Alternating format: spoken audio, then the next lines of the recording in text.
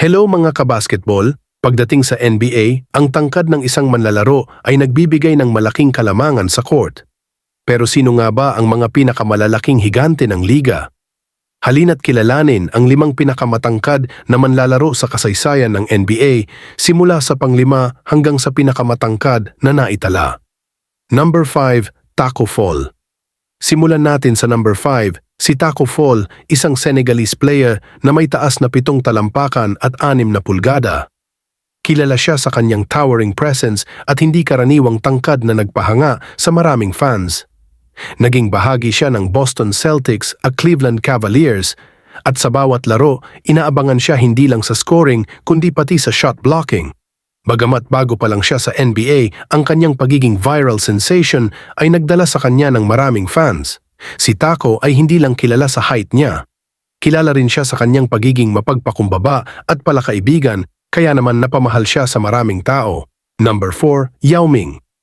Pumapasok sa number 4 si Yao Ming mula sa China.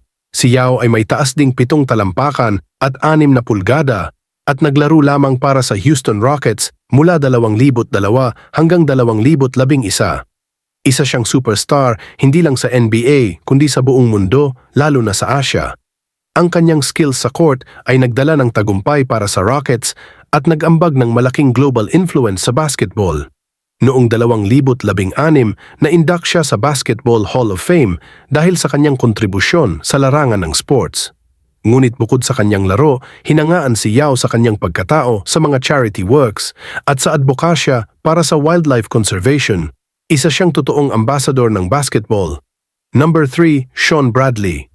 Sa ikatlong pwesto, narito si Shawn Bradley na may taas ding 7 talampakan at 6 na pulgada. Ipinanganak siya sa Germany ngunit lumaki sa Amerika.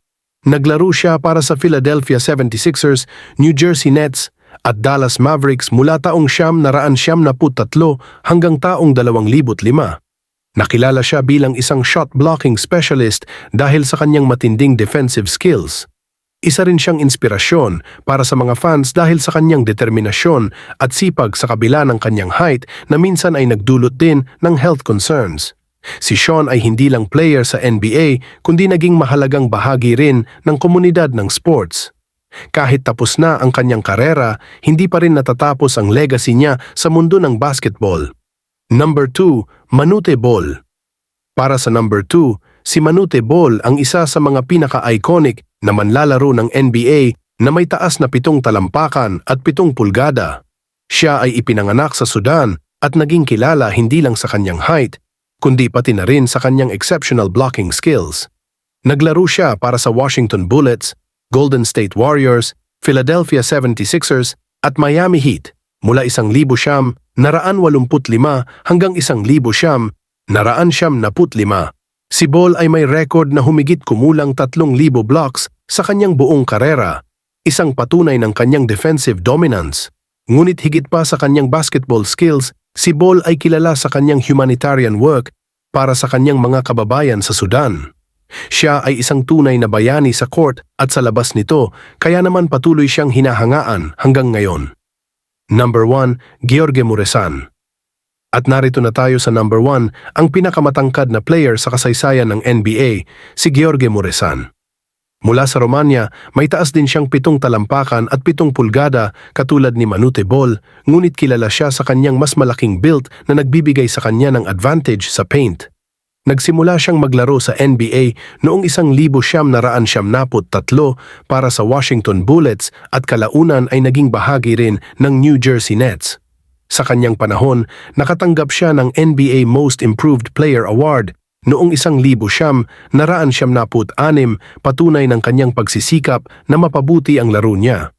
Bukod sa kanyang height, si Muresan ay kilala rin bilang isa sa mga pinakamaalalahanin at mapagpakumbabang manlalaro, dahilan kung bakit mahal siya ng fans kahit nagretiro na siya sa NBA. Hindi rin maikakaila ang kanyang presensya sa larangan ng pelikula at media, lalo na sa kanyang iconic na appearance sa pelikulang My Giant. At iyan ang 5 sa pinakamatangkad na manlalaro na naglaro sa NBA. Sila ang mga higante sa court na nagbigay sa atin ng inspirasyon at kasiyahan hindi lang dahil sa kanilang height kundi sa kanilang dedikasyon at pagmamahal sa laro. Alin sa kanila ang pinakahinahangaan mo? I-comment mo na yan sa ibaba at huwag kalimutang i-like at i-share ang video na ito. Salamat sa panonood at kita-kits sa susunod na episode.